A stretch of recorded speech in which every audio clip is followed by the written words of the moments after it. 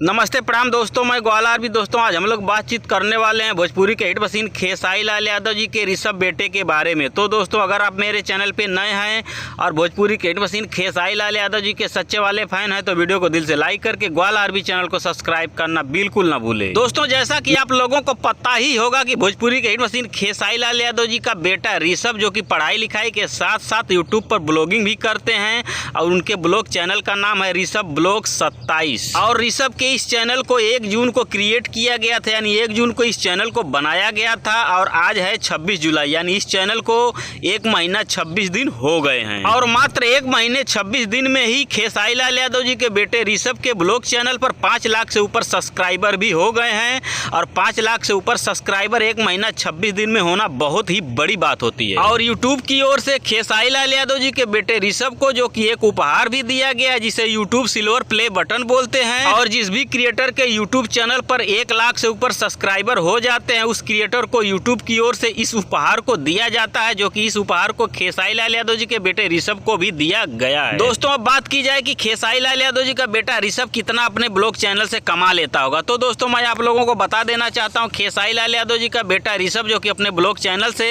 महीने का 45 से 50 हजार रुपए आराम से कमा लेता होगा। हाँ तो दोस्तों ये रही खेसारी लाल यादव जी और खेसारी लाल यादव जी के बेटे ऋषभ के ब्लॉग चैनल से संबंधित कुछ बहुत ही बड़ी महत्वपूर्ण जानकारी। आप लोगों को कैसी लगी नीचे कमेंट करके हमें जरूर बताइएगा। धन्यवाद दोस्तों।